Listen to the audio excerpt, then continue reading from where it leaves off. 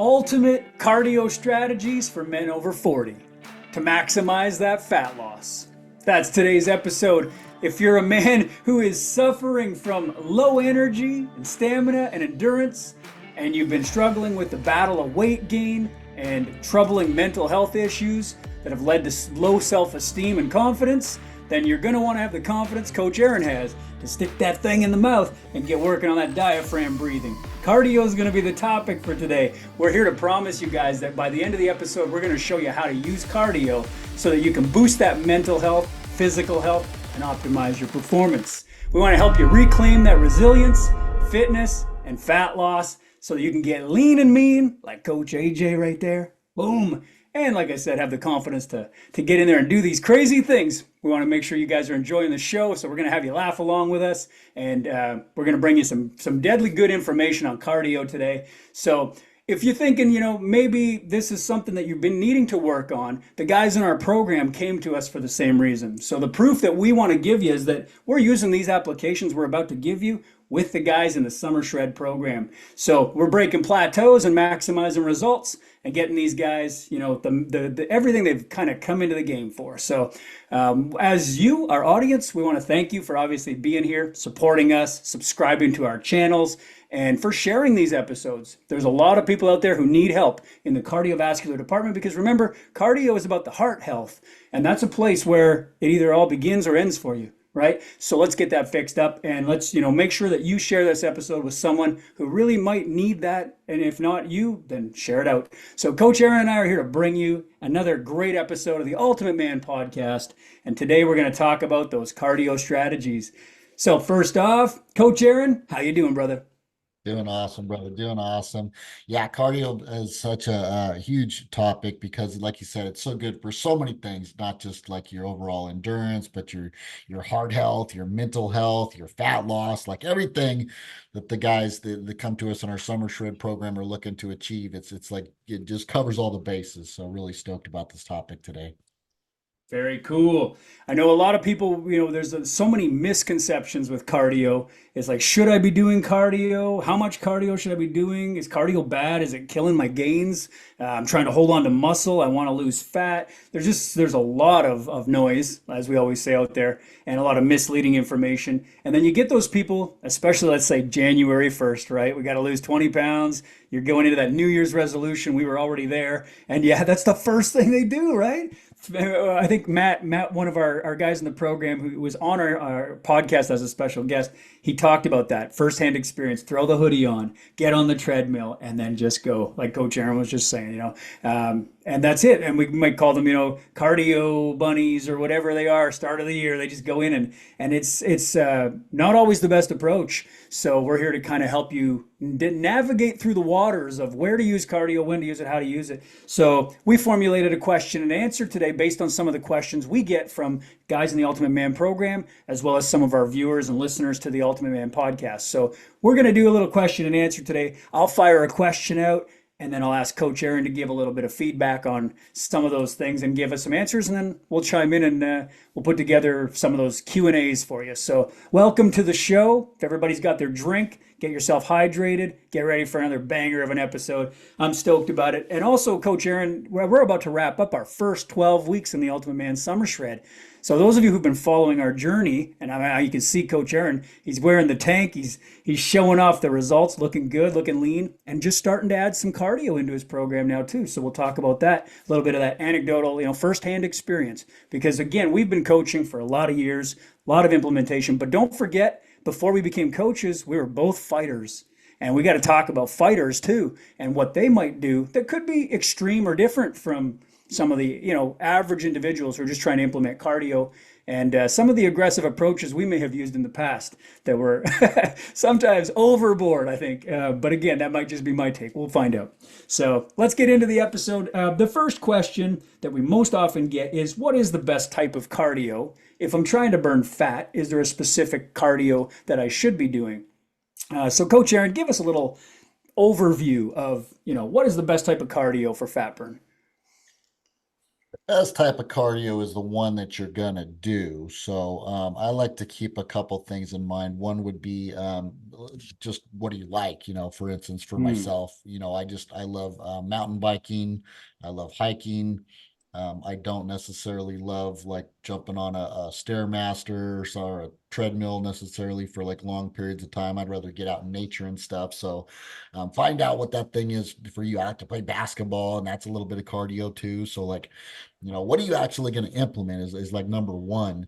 And then I would also think about like the stimulus to fatigue ratio. Like if you're trying to like, maintain some muscle or put on some muscle, like a lot of the guys in our program are doing, you need to really navigate that pretty well with the cardio and the strength training. And like I said, you want to like choose something that's going to be a good stimulus to fatigue ratio where it's going to give you that bang for your buck of maybe increasing your calorie burn a little bit, but it's not going to overly tax your muscles so much that it detracts from your strength training protocol at the same time. Hmm. That's good. The biking and stuff. I know you do a lot of that. We've seen some of your YouTube clips and things like that. Like it really does genuinely seem like you're enjoying yourself doing it. It's something I could see you doing for years. Do you ever think you'll stop biking? Is there an age that you might say, that's it for me, or or is age not even a factor? Like how do you see the biking play out in your modality for the future?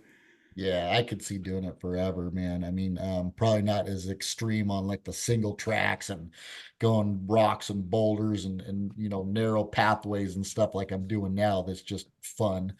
Yeah, But definitely still mountain biking, up in love the it. older years, I'm sure.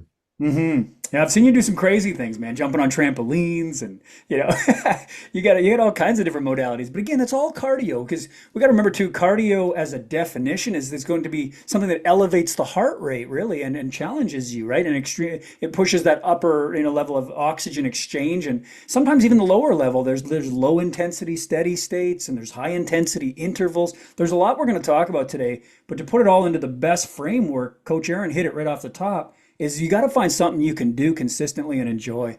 Because I know so many people, this is why fitness and health gets demonized and it gets put in a corner where it's like you do it as a punishment because you gained weight or whatever, is because people hate the modes they're choosing, right? They don't want to go into a gym and run on a treadmill for 60 minutes and die, like sweating it out and just in the name of trying to lose a few pounds. Like that's the worst way to do it, right? You're not chasing the right result. You're not chasing the right goal or the benefit from it at all. And I think that's a major contributor to why people hate fitness. They go, "Oh, that's not for me." It wouldn't be for me either if I picked that mode, right? Mhm. We start to do things we love to do. Back to our sport training and things like that when you were training for fighting, we loved the fighting game. So we trained and did some of these things as a contributor to our fitness towards our cardio because we knew inside the octagon or inside the ring we were going to gas out if we didn't have good cardio. So we implemented different strategies to make that happen. But because we loved the game, right, we kept showing up every day. I was thinking about this. Some people talk about it, and we're going to probably get into this about it. Some people talk about doing cardio first thing in the morning. And I think most people don't even like getting up first thing in the morning, period, right? So you've already made it tougher on yourself. And then what if you had to get up and, balls to the wall, full on sprint out cardio? It's like that would be so unmotivating to wake up for, right? And I mean, you got to have a real discipline to get up for that. But what if your mode was something you enjoyed? Like Coach Aaron says, he starts the day with a nice bike ride and pushes, you get to see some scenery, you get some sunlight, so many of those benefits we talked about. So, would you have any advice for someone if they were trying to choose the best type of cardio for themselves that might suit their lifestyle? Is there anything you can think of, like tips and strategies? Would they start in the morning with something they do, afternoon, evening? Any kind of tips like that? I like just getting going first thing in the morning myself. I'll usually do either my cardio or my strength training just like first thing when I get up. Um, so yeah, and then even just like interspersing it throughout the day, we're big proponents of like non-exercise activity thermogenesis, doing walks after you have a meal or that type of thing too. Mm. Yeah. That's a good point, bro. And again, we'll give a little tip here. The guys in our Ultimate Man Summer Shred program right now, we've asked them to continue with their workout routine, but also separate their cardio from it. Now, that's a little tip right there because there's some reasons for that. We're not going to dive deep into the science here on the episode, but we do want you to understand that you can do and maybe even beneficial to do cardio at a later time. Because in the past, I know as trainers, we've always kind of had that cardio right after the workout type thing. Some people believe cardio fasted first thing in the morning. Do you believe cardio should come before or after the workout, coach? Definitely not before the workout, in my opinion. It's just going to Hmm. subtract. Like if you're doing strength training and cardio and you're trying to fit that in the same workout block, it's too much. It's going to detract from your strength training. You're not going to get as good results there. So, if anything, if you have to block them together, I would do the cardiovascular after your strength training. Mhm. But I even more ideal would be to do like strength training at one day, cardio another day, or just keep them a little more separate for sure. Yeah, buddy. I love it. I totally agree with that. Again, we're maybe separate later in the day or the next day. Great. Because then you get a chance to really give it that honest effort too, and it gives you something to do continuously. So you're moving a little more every day, right? Which is good because some people only work out every second day or whatever it is, and the days in between they do absolutely nothing. So that could be a good day to put that cardio work in there. But again, we'll talk about different modes and things. But first off, it was about finding a mode that works for you and your lifestyle. So we were talking about if your day is kind of cramped and you don't have much time, then Coach Aaron says, why don't we add that cardio right after the workout, but do the weights first. We get a lot of people who ask that question. Should I get in there and do my cardio first and get real warmed up and then do my workout? And I find that most often you've drained your energy so much that your workout, your lifting actually suffers. Now, it's not okay to just go into the workout cold either. You do want to warm up a little bit, but we're not saying do your cardio workout prior to. You can warm up in many different ways, and that's probably a whole other episode for us to talk about stretching and warm ups and rest and recovery. That's a whole episode in itself, I think. But yeah, so on the best type of cardio for fat burning, I think we've covered. Find the one that works best for you, and when we talked a little bit about steady state cardio, like jogging or cycling, moderate pace stuff, it can burn a lot of calories for you and also tap into the fat stores, which we're going to talk about a little bit. As you get into higher intensities, things can change. So you're going to need to know the mode you're chasing, what your outcome is, what you're trying to get out of that. Is there anything else you want to touch on before we move to how often people should do cardio? I'm just going back to like, how should someone, pick their ideal form of cardio? I mean, we went over modalities a little bit. I would just, consider intensity level as well. So if you're just getting back into a fitness regimen, you're pretty out of shape at the moment, just don't go and try to do some really high intensity interval training probably right off the bat. Stick with more of like the low intensity steady state cardio, Mm. or the moderate, and just kind of like just gradually progress your way up slowly on the intensity level. Great tip. I love that because you see a lot of people come back into the game who've been out of it for a while and they remember doing those intervals. They remember that high intensity and they want to get right back to where they left off too much too soon. And another one of those reasons to hate fitness because you're like, oh man, that put me out for 3 or 4 days. I couldn't walk, I couldn't move, my knees, my hips. I mean, think about impact, right? When you're choosing your modality. If you said you're going to go for, like, again, people will talk about it, and we're going to talk about heart rates later on here in the conversation. When you're trying to reach a certain heart rate, you do have to work harder to get the heart rate to be higher and work it there. But that harder can come in a lot of different forms, right? And so I always say if you're walking, you can only walk so fast before that turns into a jog, or only jog so fast before that turns into a run, and only run so fast before that turns into a sprint. And all those different levels, they're all going to have a different heart rate response from that intensity. But if I went right back to the walk and said, let's just walk up a hill instead of taking it to the jog. Now you won't have any impact at all walking up that hill, but yet the heart rate will respond directly to the challenge, that resistance. So when prescribing this to people, especially people who've had knee issues and hip issues and even ankles, right? We think about the joints. And if you're someone who's overweight and you're just getting started, pounding on those joints with the amount of weight you're carrying is not going to benefit you. It's going to actually hurt you more. We do want to strengthen you, but let's use strength training for that. And when it comes to cardio, let's get that walking modality, but maybe as you need to increase, maybe start adding some hills. So again, some advice there for, and in alignment with what you were saying, coaches, don't go too much too soon, progressively overload, just like we do in weight training. Yeah. And I just heard this on a podcast the other day. I think it was Greg Doucette that said this, is that even walking on an incline of like 15%, which is most of them max out Yep, about that, I think, like correct. 15%, is double the amount of calorie burn. So just if you're going to walk, put it on an incline, you could double the amount of calories you're burning just by getting that heart rate up a little higher too. Bang. That's huge information. Just right there. That in itself can change your cardio game and fix your entire modality. So again, we're not saying you need to switch out. Now, there are different devices, like for example, we said treadmill is one of them, elliptical trainers, the cross-country skiing type thing. Again, no impact. There's glides and stride type machines. There's a stair climber. Most people are familiar with climbing stairs, but these machines do exist if you're in the gym. What about if you're at home? If you're at home and you don't have any of that equipment, what's the first thing you think of, Coach, when you're thinking about the at-home model? What would someone there have to do to choose the best type of cardio for their fat burn? I'm lucky. I have hills all around me, so it's real easy for me just to walk outside and find a hill to climb up and down. Mhm. So not everybody's in that scenario. They got a lot of flat land around too, so it depends on where you're at. But if you can find a good hill to climb, that's my favorite. A great suggestion for sure. Just get outside of the house, right? Because we think we're locked into the house if we're at home. You're not. You got a whole world around you. And Coach Aaron mentioned the bike.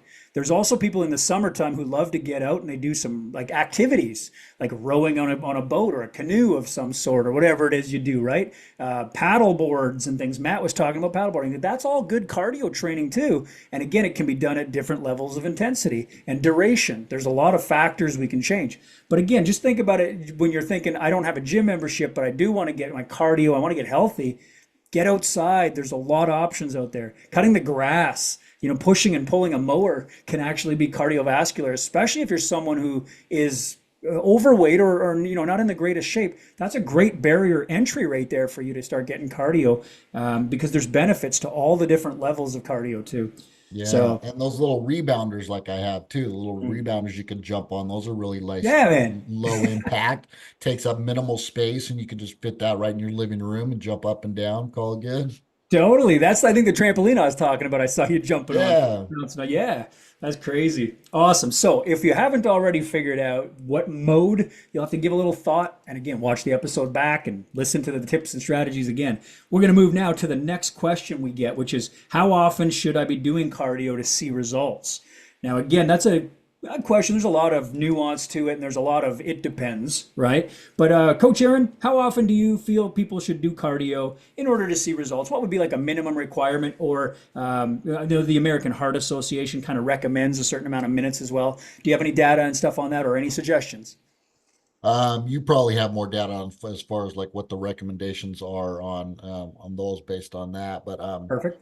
I mean, just one or two, starting off at just one or two times a week is a good start. If you're not doing anything, start with just one or two Mhm. times a week of some cardio. And then if it's more of like the low intensity cardio, if you're Yeah. going to be doing more of the high intensity interval training stuff, I would probably just stick with like 1 day a week of that, two at the max, if you're just starting off. Good. Um, Yeah. Very yeah, nice. but what's the general recommendation? It's like three So to 3 to 5 days a week for 30 minutes at a time, or what was that? I yeah, think. brother, you're very close there. From what I got on the data, the American Heart Association recommends at least 150 minutes of moderate intensity aerobic exercise. Now, aerobic means with oxygen, which means if you're working beyond the point of being able to breathe and keep a conversation and hold that oxygen exchange, then you're working kind of above that aerobic capacity. And you've gone to what we call anaerobic, which means without oxygen. So keep that in mind when they're making their recommendation here. 150 minutes of moderate intensity aerobic exercise, or 75 minutes of vigorous intensity exercise, which I would consider to be the anaerobic. So they're saying 150 minutes aerobic or 75 minutes anaerobic. And again, you can combine the two.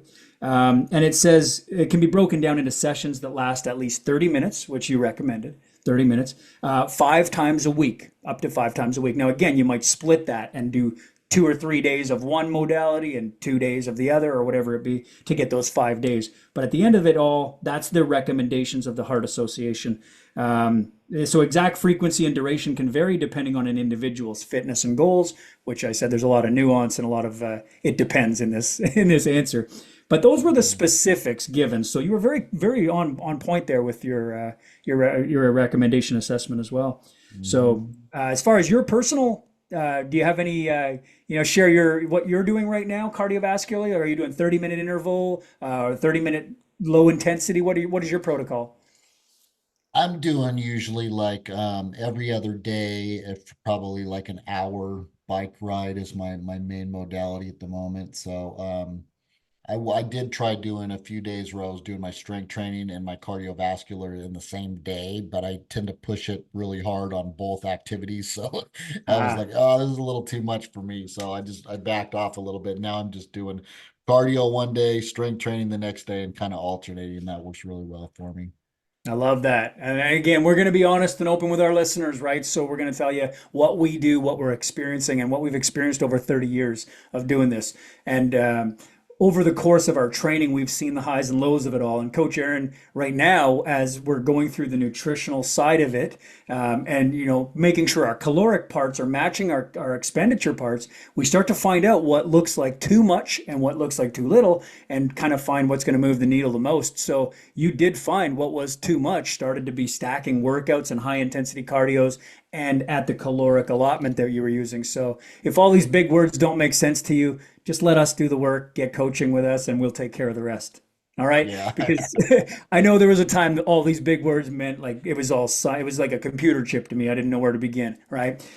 So it's just one of those things where when you're in this world or in this space of fitness and health, a lot of these words become, things we're familiar with, so we throw them out there, not really realizing some people have no idea what we're talking about. So we'll try to simplify it. Coach Aaron and I are both, just average dudes who continue to be consistent with what we do and what we're passionate about. So we hope we're connecting with you out there, our listeners.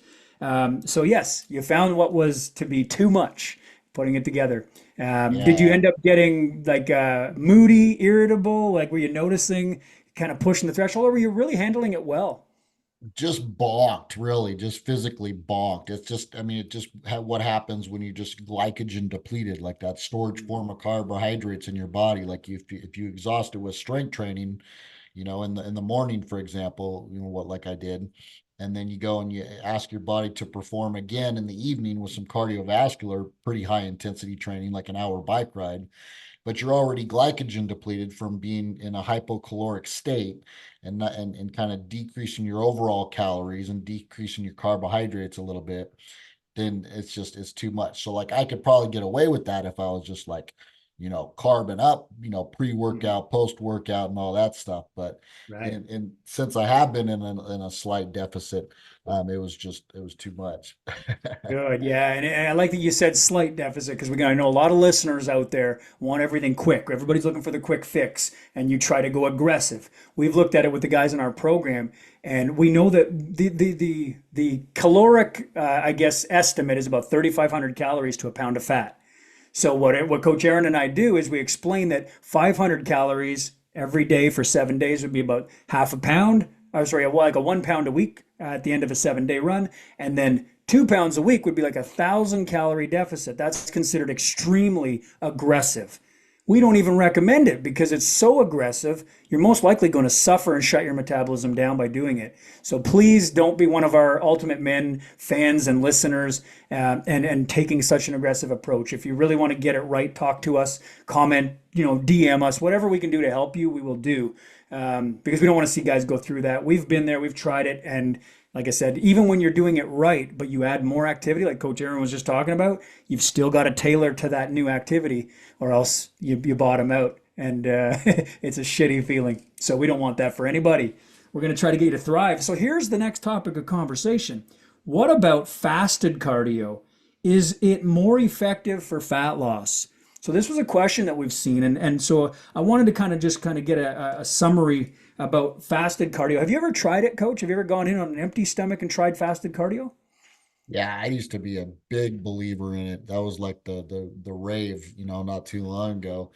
Mhm. Everybody was like, yeah, do it first thing in the morning on an empty stomach, and you're going to burn more fat calories that way. And I could see the reasoning behind that. And I think it is true to some effect that you probably will tap into those fat stores a little bit more because you're already in a fasted, depleted state. So your body's like, okay, we're going to use this fat first.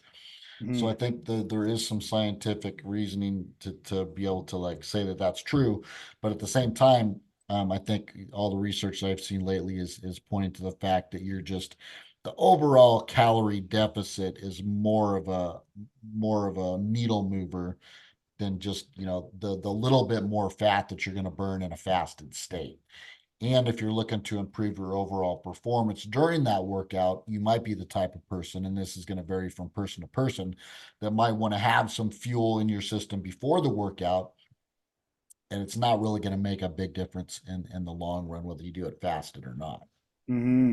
Great advice, man. That's 100% what I had as well. Looking at it, the caloric deficit that you're actually nutritionally hitting at the end of the day matters far more than what you're doing, whether it be in that little, looking for that little mini edge that you might get. There might be, like you said, there could be some scientific evidence to say if there's no glycogen readily available, the body might tap into, glycogen, or it might start to use fat for fuel. But I'm more likely to think I don't want to risk the loss of muscle. And I know that protein can convert into glycogen, I believe, faster than fat will to tap in and turn into an energy source. Fat takes longer to break down. So my fear is I'm gonna do this fasted cardio at the cost of some of my lean muscle mass. And I don't want that. Plus, I don't want to feel shitty. So I like to have some energy in the system that I can burn on. So if I'm going to have some carbs that I enjoy eating, then I might as well use those for fuel in that workout as well. So I kind of put all those things together for myself and think I don't ever want to do it in a fasted state for enjoyment and for the sake of consistency. And I think that's important because that takes us right back to the beginning when I said choose a mode you like that you can look forward to doing.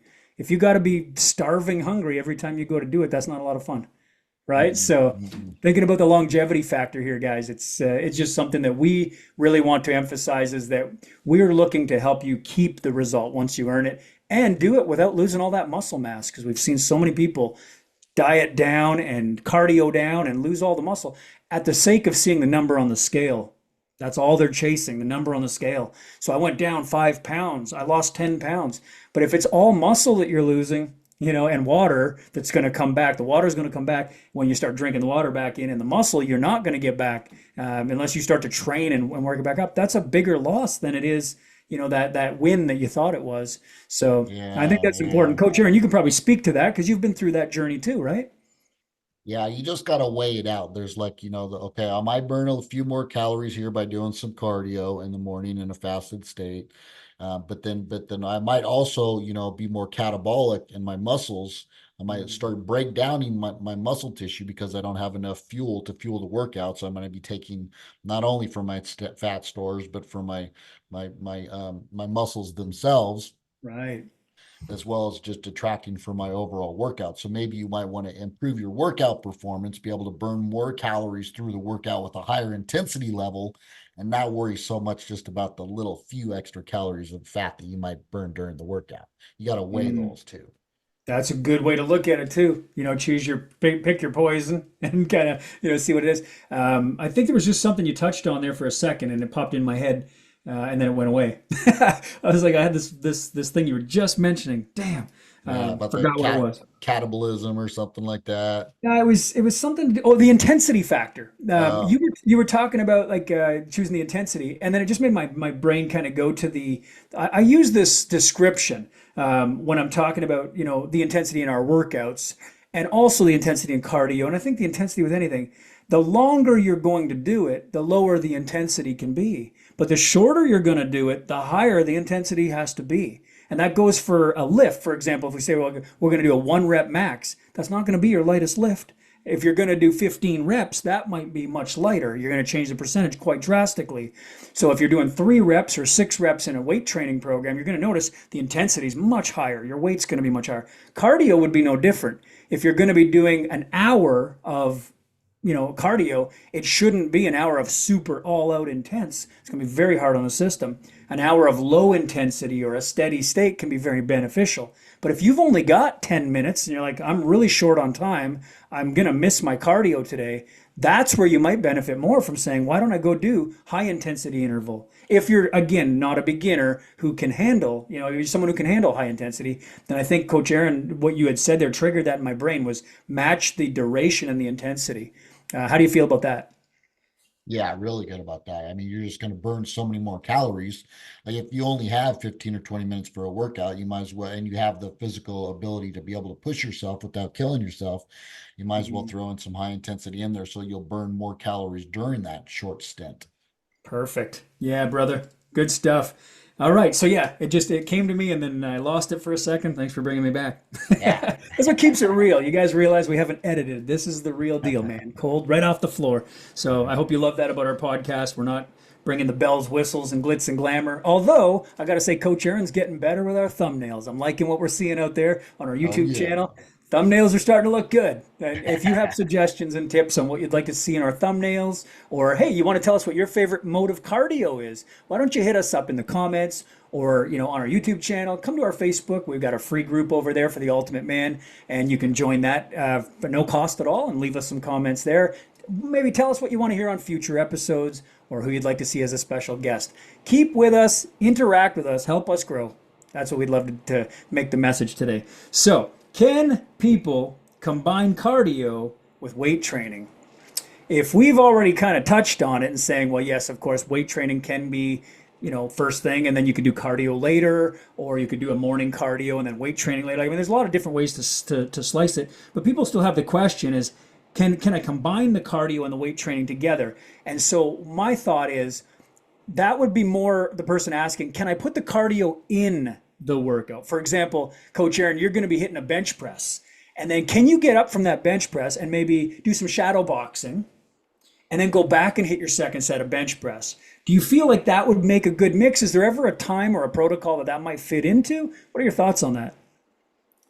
Yeah, I don't know so much about shadow boxing necessarily in between, bench press or something like that. But even just getting up and walking around the gym in between sets Mm, is gonna I mean, if you think about it, you know the stats on this. What is it like for every 10 minutes you walk like 1,000 steps or something like correct. that? 10 minutes of continuous walking. Yep. Yeah, so like 1,000 if you're steps. just chilling in between sets rather than just sitting there on the bench in between bench press sets, get up, walk around the gym, you're probably going to spend an extra, 20 minutes of just downtime in between sets walking around. That's a good way to kind of fit your cardio in to some degree in your strength training workout with it actually without it diminishing your ability to perform the next set because you're just walking. It's not like you're not shadow boxing might be a little more strenuous for some people than just walking around. Great, man. I love that you mentioned that too, because what you did, you put it in perspective, saying that it's totally okay to have that as your, because maybe you're short on time, and you want to say, I can't do a full workout and then still have time for cardio after the workout. Like I don't have that much time to stay in the gym or wherever. And I also, this evening, don't have time to come back to the gym and do another session for cardio separate because the kids, the life, the family, right? Whatever, the job. So I've only got one shot. I'm going to need to find a way to mix the cardio into my workout. Then what we're saying is what Coach Aaron just said, dial it down and walk it out. Get those steps, that neat activity, right? That just walking around, resting and recovering. Because if you're there to build as you should be when you're lifting weights, then you want to give that attention to that mode, right? You want to have the energy to do that. If you get up and you start, skipping rope, shadow boxing stuff, what you're going to do is you're going to deplete the next ATP set, the adenosine triphosphate that you need for that next set. So your next set's going to be diminished, and then you'll start to see diminishing result as you continue to lift weights, which is why you should be lifting weights for the strength gains and not for the calorie expenditure. Right? People get this part wrong. They think working out is just to keep burning more calories. So the only reason to go work out is so I can get weight loss because I'm trying to diminish calories and spend more. So they go based on that and then they try to do cardio in between. And so I love what you said. Dial it down, walk it out, recover, get good breathing, come back and kick some ass again, on the next set of your workout. If you have time to do cardio after, great. If you can separate your cardio, great. If not, make it the next day. Put cardio the next day and come in and do a cardio session then. So I love how you answered that, man. You can combine cardio with weight training. Just keep it at a very low intensity if you're mixing it into the set. And of course, you can use a different intensity if you're separating it from your workouts and weight training. That's really good, brother. Anything you want to add to that? Just yeah, I know a lot of people that go in and they think that they need to warm up before they work out and do their strength training. I know we mentioned this a little bit in the intro. So like Right. it's not really necessary. You don't need to go into the gym, in my opinion, and like do some cardio for 10 or 15 minutes to warm up before the strength training. You can jump right into the strength training and just do some light progressive overload sets on whatever exercise you're doing, warm up sets, primer sets, without having to jump on the treadmill first. Like if you're going to jump on the Right. treadmill, probably save it for after your strength training session and then go on it for 10 or 15 minutes, kind of like as just a cool down type thing.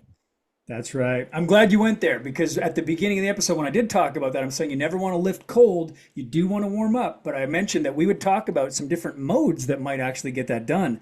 And Coach Aaron just alluded to it. The preset, a light set, a preparation set of the actual movement is considered warm up. So that's very good. And that's on a strength training topic, which again, we could probably give you another entire episode on strength training and, in the gym protocols and things like that. So we got a lot of great ideas coming. But that's very specific, and that's a warm up too. So you don't need to go, if you're short on time, especially, don't go put 5 or 10 minutes on an elliptical machine and then go lift. You could warm up for that particular lift by doing some light mobility or actual like the first rep at a maybe a 30% of the weight type variation and actually just go through the mechanics of that movement. I find that very beneficial too because it actually helps you kind of dial in the feeling and the setup and everything. So when you first load your actual first working rep, your hard one, you get amazing result from that. You're very focused, very ready, and your mind muscle connection is responsive. Yeah, yep. Good tip, brother. Very good. And I'm glad you went back there because we did say that at the beginning of the show. We're going to talk about that warm up because it is important, but how you do it is optional. There's a lot of different ways you can do that. So, very good. The next question, if we're ready for that, is how can people prevent losing muscle while doing cardio? This is most common because all the time we're finding, people trying to do cardio for the sake of weight loss. But like you said, coach, when you came into Summer Shred this time, you were like, I want to do this and keep as much muscle as possible because I worked hard for that shit, right? I've put on that muscle. And in fact, your shoulders had really put on some size. And I think it was your shoulders and chest. You had mentioned it before we started the program. You had about 3 or 4 inches or something you had put on, and it was mind blowing. And you didn't want to lose that. So let's talk about this. How can people like yourself or guys listening to our show prevent losing muscle while doing cardiovascular training? Well, keeping your protein level up for one. Oh yeah, and I put like I think it was like 2 inches on my shoulder width or something like that. Like, Yeah, it was really good. And then I got my arms up to 18 inches for the first time. So that was super cool. So yeah, yeah, that's always arms, right? yeah, keeping your protein level up, not doing it again, right in conjunction with your strength training, keeping those apart a little bit. What was the question exactly again? So the and again, you're nailing it, brother. You're nailing it. Again, this is like me firing questions at Coach Aaron, right? So how can people prevent losing muscle mass while doing cardio? And so it's basically adding cardio into your program, but not at the cost of losing muscle. So the first thing is adequate protein. You nailed that right off the bat. And then we got to talk about caloric allotment, right? Because there's going to be some calorie balance that has to match. You can't just go in and bang out cardio. And we talked about fasted, where there's an emptiness and the body has to find nutrients to provide. So it's going to start stealing from. So, I mean, you were right on track there talking about protein and calories, right? We have to talk nutrition. Yeah, yeah, and just not going in too steep of a calorie deficit, like you mentioned before. Like we're not, you don't want to lose more than 2 pounds per week. One was it 1% per week or something like 0.5 to 1% of your total body weight per week is about max. If you start going over that, then you get more into that catabolic state. So that's we Right. definitely don't want to go too low on our calories. That's why when I started bonking, I started having that personal experience of I was working out a little bit too hard because I was in a calorie deficit. I just bumped my calories back up a little bit, refilled my glycogen stores, and then I was not as likely to lose muscle tissue, but I was still able to maintain my performance. Beautiful. Yeah, and I love that you're giving the firsthand experience because that doesn't get any more real than that, right? Guy who's been doing it this long and is still finding little cutting edge ways to make it better. I mean, that's everything we do, man. And so the other part of this is we're talking about adding cardio Some people are just looking to lose weight in the first place. Let's just say they're at square one, they're not doing anything. They may have some muscle mass from previous sports or athletics. They've gotten out of shape and overweight, and they want to start losing weight, and they're going to look to add cardio. But before they do that, I mean, we talked about low intensity. They get walking, start using neat activity as a cardio method, right? And then what signal are you sending the body if you're doing just cardio? Now, if you want to preserve muscle mass, you have to send a signal to the body that says, I still need this. So what should you be doing? Obviously, it's like a rhetorical question. You should be strength training, right? To make sure you're keeping that muscle mass. So, I think it's really important that we keep that in the conversation, is that we're just assuming everybody's already strength training. But if you're not, you should start there, right? Yeah, Because yeah. any muscle you have, we don't want to risk losing. But if you stop sending the signal that you need it, the body will send a signal back saying, okay, I'll get rid of it. What do you think? Yeah, I just started working with a new client the other day, and this came to me as a guy a little bit overweight, and he's like, "Oh, I think I'm just gonna, he likes running, so he likes to run." I'm like, "Cool, keep running if you want to. We'll just, kind of like, modulate it a little bit so that we're doing it appropriately and not too much, because you're just going to Mm. be, again, going into that catabolic state if you overdo the cardio."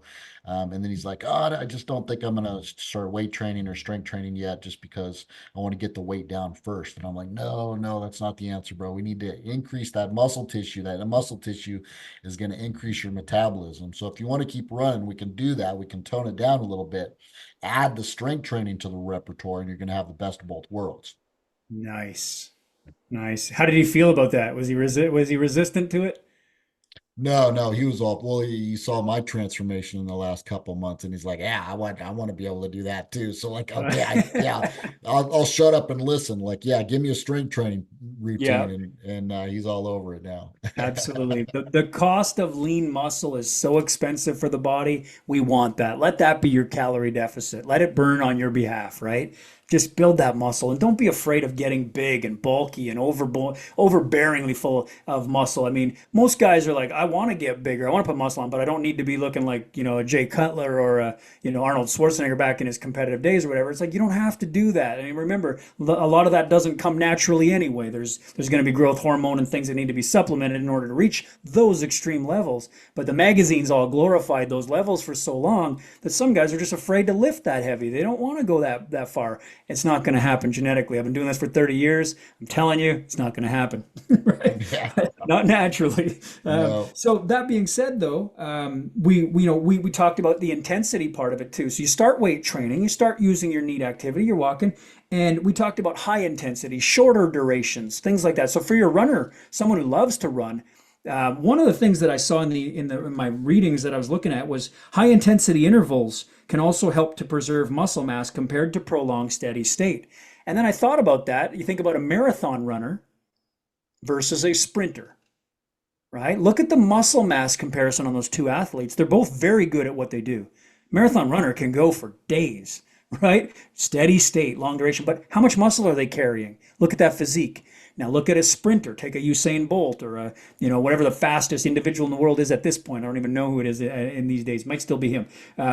But look at the muscle structure. Look at the muscularity and the size of that muscle. And it tells you everything you need to know right there. Short duration, high intensity is what he's training for. And it might only be 15 to 30 seconds long, full out. That's a big difference compared to a 6 hour or 8 hour or 12 hour marathon run. Now, the intensity is completely different. But when we're talking about keeping your muscle mass, send a signal to the body that says, I need to keep it, not it's costing me. I should get rid of it, right? Like I think a marathon runner, it's like carrying a backpack of extra weight when you're carrying all that muscle, and you don't need it to get that low intensity. So the body says, I'm going to pare this down. I'm going to get rid of it. It's costing us. It's making this harder for us to do. So it gets rid of the muscle. So keep that in mind, all of you out there trying to do cardio for fat loss. If you want to keep muscle at all, and you're working out to try to get some, you're fighting your own battle here. You got to really I would say periodize it. We talk a lot about periodized training. So, what are your thoughts, coach, on this new client? And are you going to implement some hit training, some short intervals? Or are you going to mix? Obviously, you know enough to mix it all, right? So, Yeah, yeah, we'll do a little bit. I'll let him keep running because he likes to run. It's good, healthy, for his mental mm, state and stuff. And then what we're gonna, he really likes the fight fit workout, so we'll include some hit interval training, doing some fight fit and some strength training involved in that as well. beautiful. Yes, got to talk about that fight fit too, because we're fighters. We love this game. We love the MMA world. And there's a fight coming up this weekend, or sorry, no, in a couple weekends, like 3 weekends, on the first of the month, I believe. And I know we Yeah, said we'd talk about it somewhere in the episode, but maybe now's the time to do that. Just real quick, it's Islam Makhachev and Dustin Poirier. yeah. So fight fans out there, this is going to be amazing. And I know Sean Strickland's fighting Paulo Costa as the co-main event, which is also another pretty big fight. But we were talking about, Islam and Dustin Poirier. Any thoughts and predictions, Coach, you want to throw out there? Just thinking about that off the top of your head. Oh God, prediction would be Islam's gonna win probably. But Dustin's like my boy, dude. I freaking love that guy. He's like literally one of my favorites. So Mm. I'm rooting for Dustin, but I'm giving the edge to Islam for sure. There we go. There we go. That's a great prediction. I agree with you. I think it's really hard at this point in his career to bet against Islam. Makhachev he's been dominant. He's been scary dominant in that weight class. And Dustin, I mean, I don't know. I keep seeing signs he's at the end of his career. He's talked retirement. He's thinking about retirement. He's such a great guy and such a family man and an entrepreneur. I mean, he's got his little Louisiana hot sauce. Oh We got yeah. to get some of that, by the way. That's going to be awesome. I love hot sauce and Yeah. metabolic booster right there. So, he's got a lot of things, irons in the fire that seem like there's a bit of a moving on preparation that he's getting ready for. And he's so smart. I mean, I love that about him. But yeah, I think I'm in the same boat as you, 100%. As I cheer for him, I would love for him to get that win.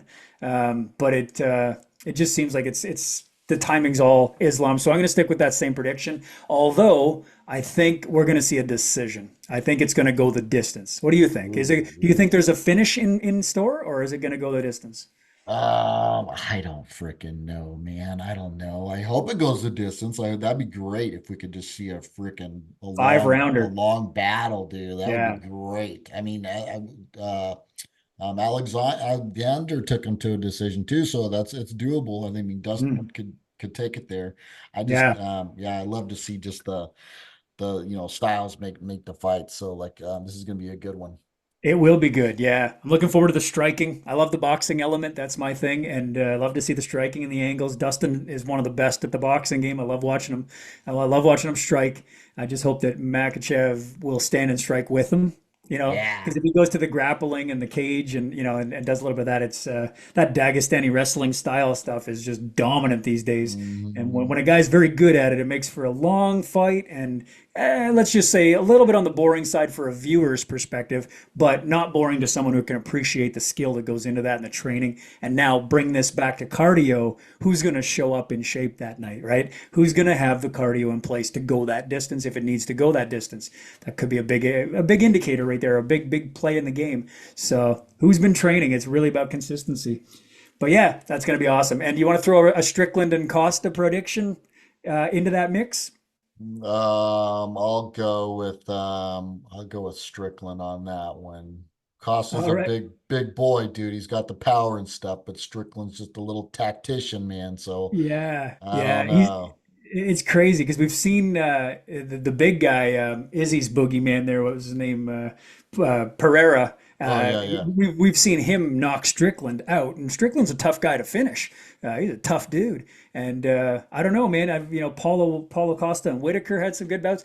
It's a tough prediction for me on that one. I'm really looking forward to that fight for that reason, just because I think it's a coin toss. I don't know which way to go. Like, I mean, I could literally Mm. flip a coin and be like, I'll just take the heads or tails on this one.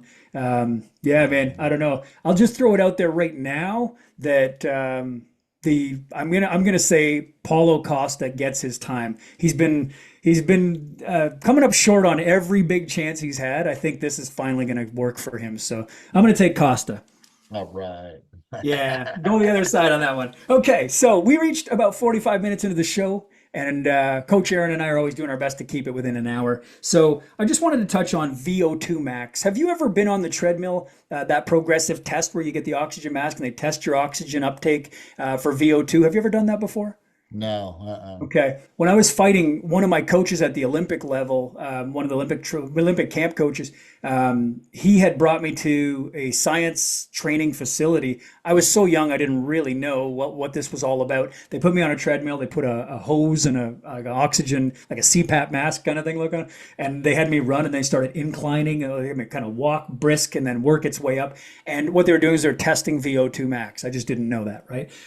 So later on, it was to find out what kind of cardio conditioning I actually had so that we could set some target heart rate zones in my training off of my actual heart rate, like my actual training oxygen VO2. So I just wanted to kind of give this to the listeners if they're wondering about it. VO2 max is a measure of the maximum amount of oxygen that a person can utilize during intense exercise. So it's important that the intensity is ramping.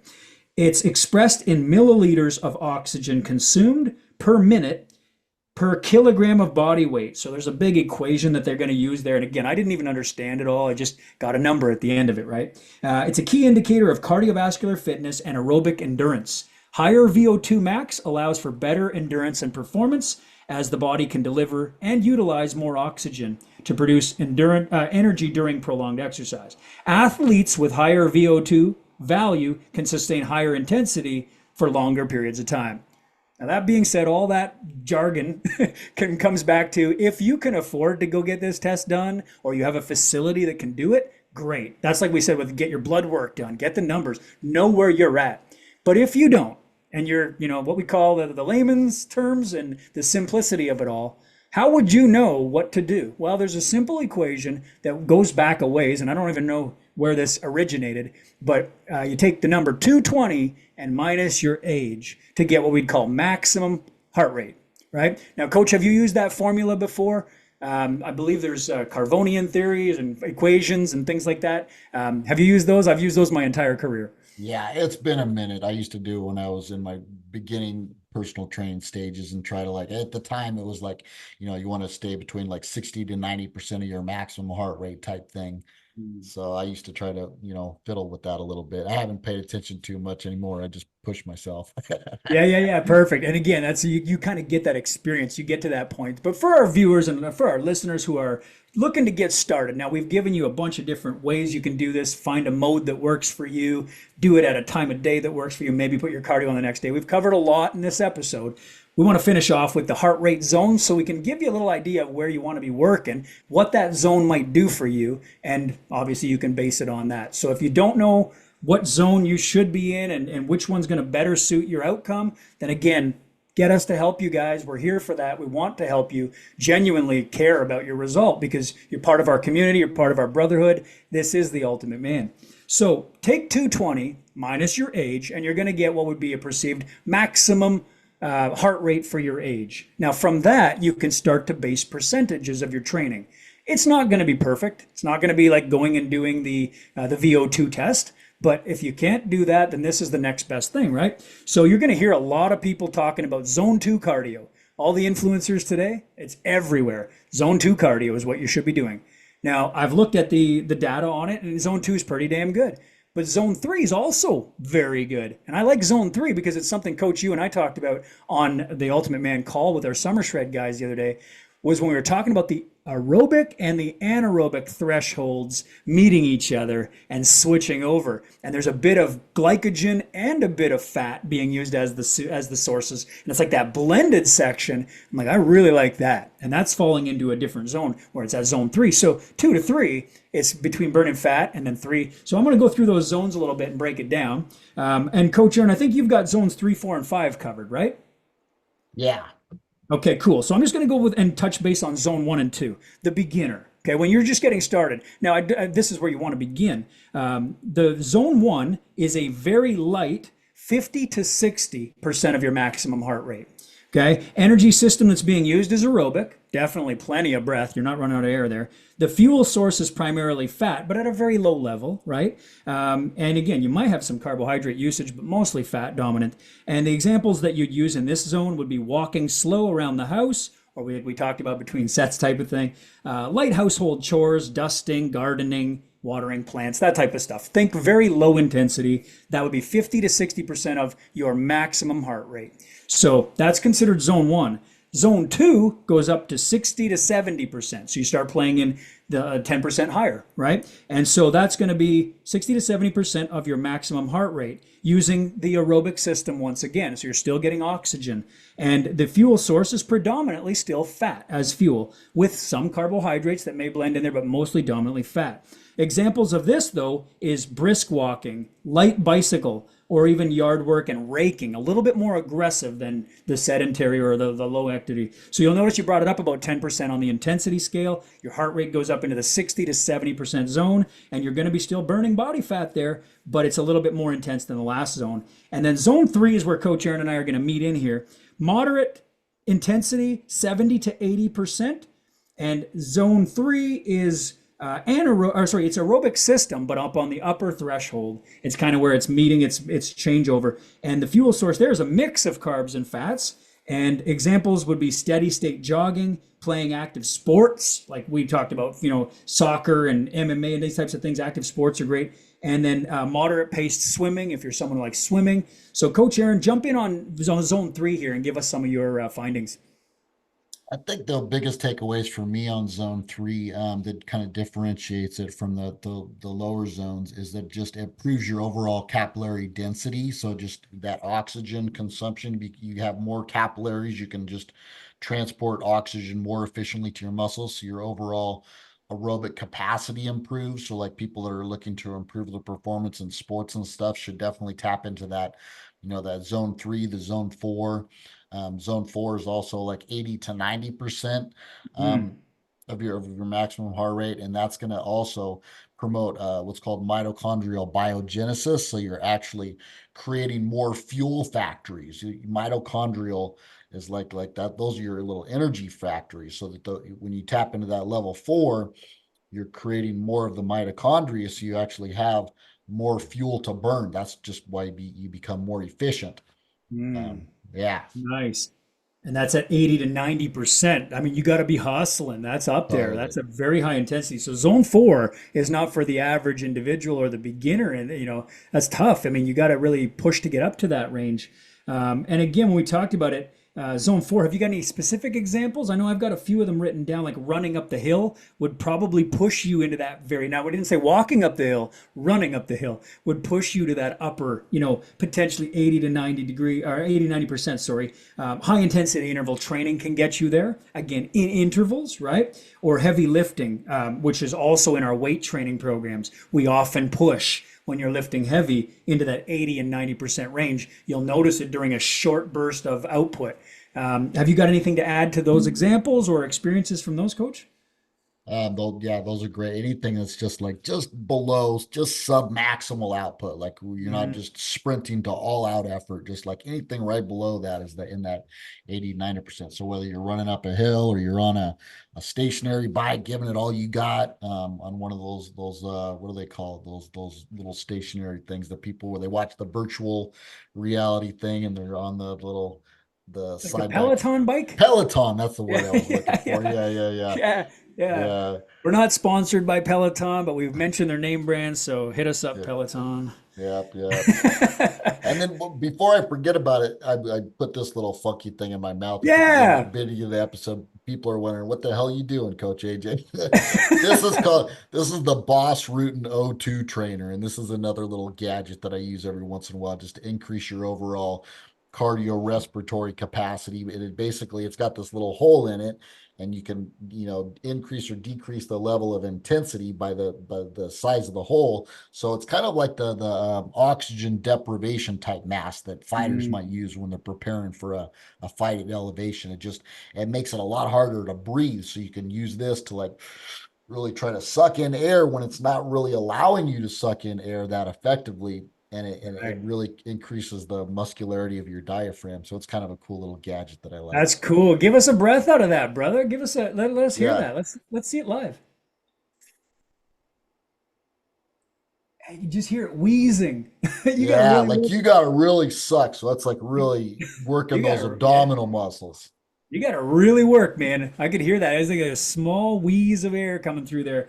Yeah. Um, that's crazy. Now, listen, that causes some stress on the body, right? Like you're overcoming some adversity there just by trying to get that breath. That could be scary for people. So it's good to practice it. But again, what position you're practicing in? Like, would you be walking on the treadmill while trying to do that, or just Mm, sitting and practicing it at a steady state? Like just sitting still.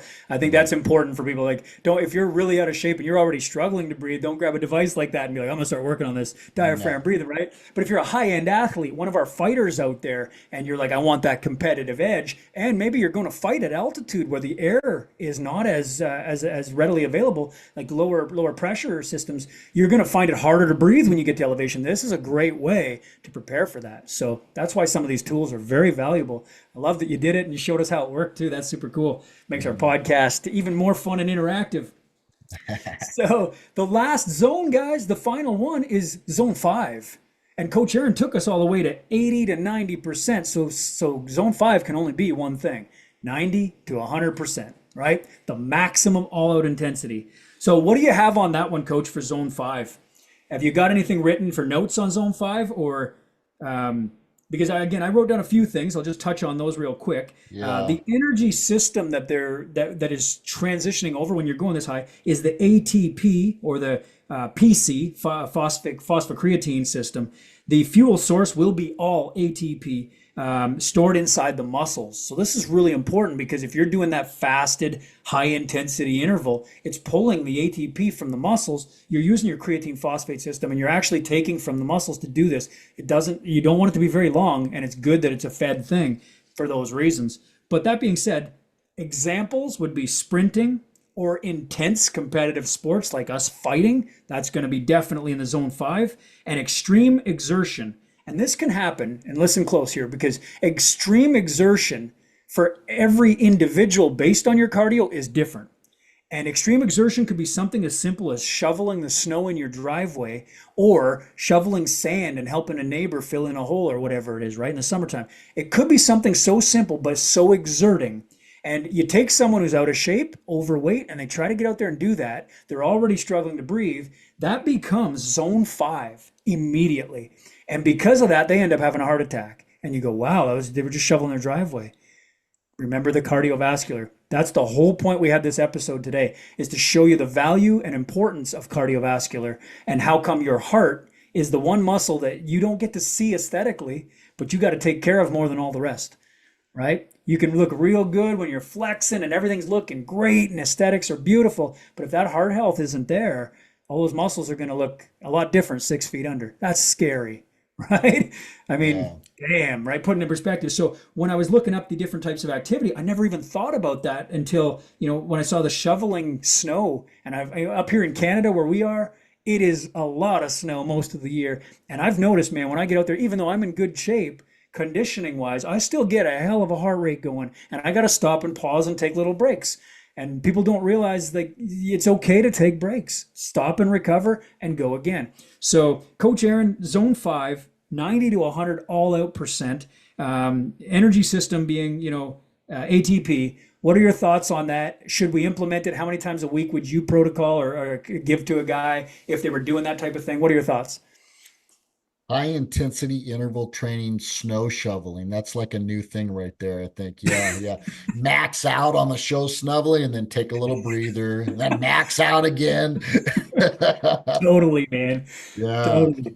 It's a workout. Yeah, Yeah. I mean, zone 5, it just helps improve your overall athletic performance and explosiveness. Mm. So, if you're an athlete, definitely tap into that. But if you're a beginner, then, shoveling some snow for a minute might be your level 5, and just stick with that. Yeah, that's a good summary, because a lot of times we see influencers, we see professional athletes, and we look up to them. We inspire to be them. They got the body we want, whatever, and you start trying to mimic where they're at. Don't forget, they didn't start there. That's where they're at now. They've been working towards it consistently to get there. So I think a very important, public service announcement from the Ultimate Man Show is, like, to make sure that you're not, following someone who's been there doing it for years. Let someone who's been doing it for years teach you where to start. That's important. I think it's really important that you go back to question one, and start with a modality that suits you, and an intensity that suits you and something that you can enjoy doing for life. And then as your performance gets better, ramp up the intensities to match your new current state of conditioning. Mhm. What are your closing thoughts on that, Coach? Well, you mentioned, you asked me too, I didn't answer, I don't think, on frequency. How often should you implement something like that, the Mm, zone five? And I think, once a week is probably sufficient for most people, of like pushing it to that max level. Like if you're going to go do some hill sprints or something like that, just once a week is probably sufficient for that. And then, yeah, it's just it's an important topic, because a lot of the guys that come to us are not in the shape where they should be even pushing themselves to a level five right off the bat. So right. start off slow, start off at a level two or three, and just, periodize, progressively overload yourself to the point where you can get up to doing a sprint once a week. And that's great. Hmm. Hell yeah, brother. That's good. The concept of that progressive overload, it's in our training, it's in our weight training, and it's in our cardio training, for that aspect. I think it's also in our nutrition, when we Totally. start there, right? There's a progressive Totally. overload to nutrition as well. And of course, in your mental health and your wellness, there's a progressive overload there too. If you're someone who's talking negative about yourself, you got to progressively work your way out of those types of situations, but don't expect to just jump to perfect and convince yourself otherwise the first time around. Everything has progression, and there's a whole system to it in our Octagon approach to fitness and health through the Ultimate Man Project. That's why we do what we do. We've got a system and a structure with an eight-sided octagon. If you've seen the episode, we'll walk you through it, and you can actually take a look at our system breakdown, because cardio is one of the systems inside of there that we have to touch on, but nutrition, mental health, and all these other things in between. We're here to make you guys feel, super badass and get to become ultimate versions of yourself. So that's really important. I don't have anything else I wanted to add to that conversation, but I'm looking forward to the next one, man, because these are always a lot of fun to do with you, Coach Aaron. Yes, sir. Yeah. If you guys need help on your health and fitness journey, you want to be able to increase that energy, have a little more motivation and mojo in your life, just reach out to us for some coaching. You can go to the link in the description in the show notes. It says get coached. Just go to that, fill out the little application. Tell us a little bit about yourself. What are you looking to achieve? Are you looking to put on some size? You looking to get ripped and ready a little bit? You just looking to improve your mental health, your overall performance? Let us know in the Get Coached app, and we'd be happy to reach out and have a little conversation and see if we can whoop you into some Ultimate Man shape. Yeah, brother. Looking forward to it. I love working with the guys we have. Shout out to the guys in the program right now, and shout out to you, the listener, who's probably going to be in one of our programs very soon, because we know your time's coming. It's your time to shine. So, cheers to you. Cheers to Coach Aaron. Cheers to the Ultimate Man podcast. Cheers to my Batman cup. Do the things you love and do them consistently. Cheers, boys. Cheers. All right. Excellent. So, training camp, we got 2 more weeks inside the Ultimate Man Summer Shred, and then we're going to get ready to launch some brand new products out there. So, stay tuned. Don't miss another episode. Turn that little notification bell on, and we will see you next time. Bring it in, boys. Right.